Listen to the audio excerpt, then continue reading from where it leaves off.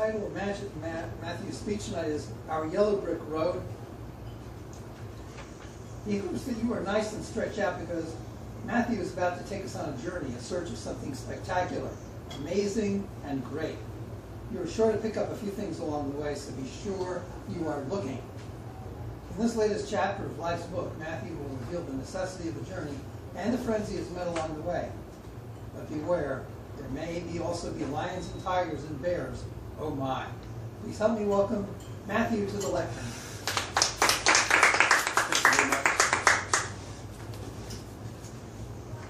Thank you very much. I am actually very honored tonight to be sharing the lectern with Marcia and Kristen.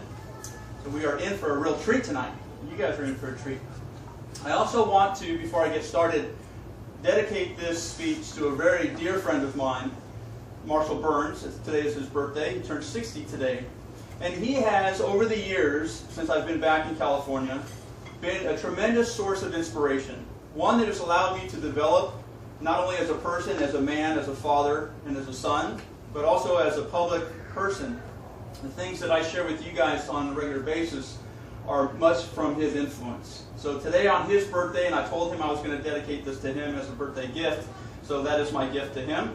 So I'm very excited to do that.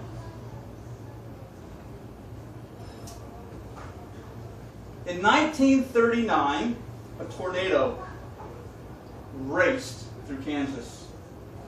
One of the top stories from a farming community was of a young girl and her dog, trapped in their home as the force of wind came and swept that house off its foundation, carrying it along like a kite until it finally landed somewhere over the rainbow.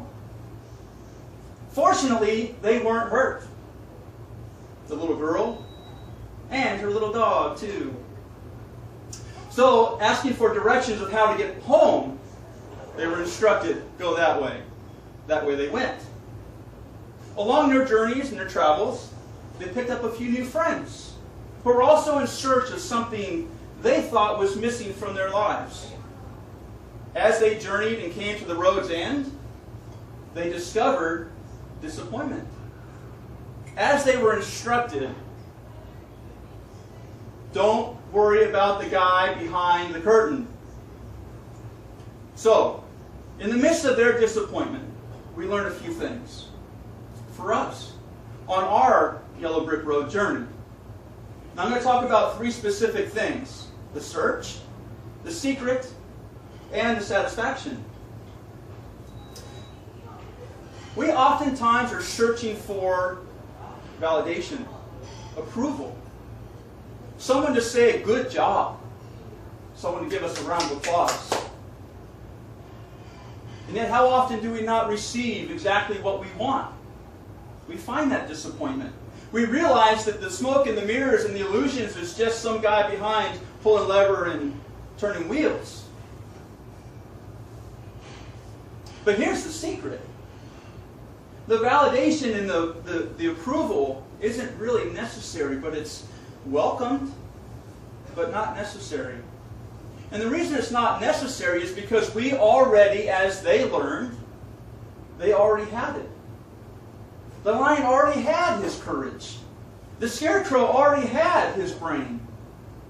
The Tin Man already had his heart. And as we find out a little bit later, Dorothy always had the ability and power to go home. We'll get back to that in a minute. They already had everything they needed. Isn't that true of us? Isn't it true that we have the greatness inside of us already? It is true. And so I want to illustrate it like this. Do you remember Christmas morning as a child?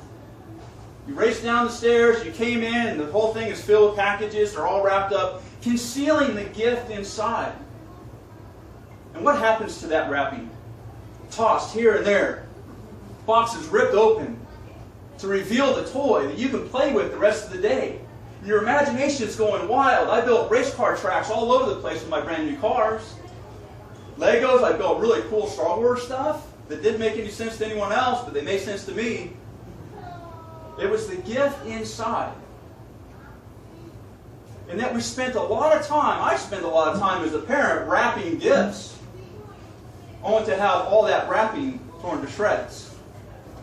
That wrapping is like for us, those false beliefs, those doubts, those fears, those insecurities that mask, just like that curtain for the great wizard, only to be revealed as just a mere man. So if we strip off all those things to reveal the real gift that's inside the box, that's where the satisfaction comes. That's where peace comes. Enjoyment, fulfillment in our lives. To be genuine and authentic. To be able to go and do those things, we don't necessarily need that medal, the Legion of Courage, or that Doctor of Thinkology diploma, or that little ticking heart. They're nice trinkets to have. Those awards we get, yada yada. But they're not necessary. But what is necessary is the journey.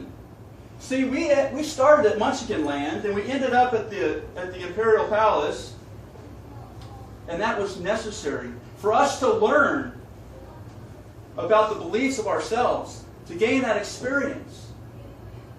It's necessary to go through hard times. It's necessary sometimes to have it wrapped so you enjoy the pleasure of unwrapping that and receiving the gift. There is greatness in all of us. There's significance and purpose for all of us. See, when I started my journey of personal development, I'm seeing even more and more now as I'm getting into it a lot more, is I'm a man of courage. I have courage in me. I have abandonment that's starting to reveal itself. I have relentlessness that's starting to come out. I'm excited about all the possibilities that I have inside of me to add value to people's lives.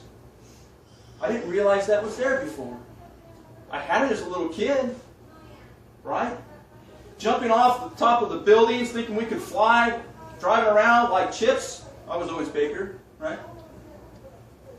But we had this just reckless abandonment about us, ambition and vivid colored dreams. I had posters on my wall of things I wanted, and I believed I could have all of those things. And then I became an adult. I got stuck on a pole in the middle of a field that scared crows.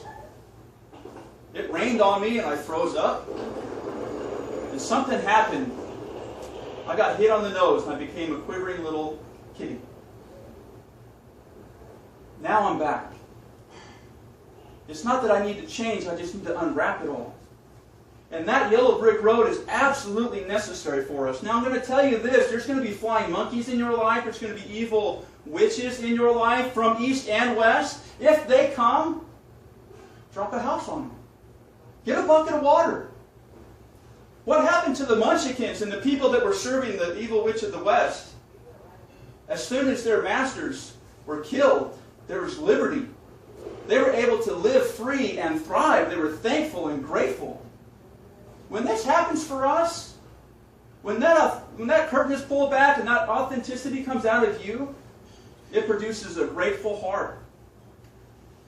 And we are able to live free and thrive. Thank you.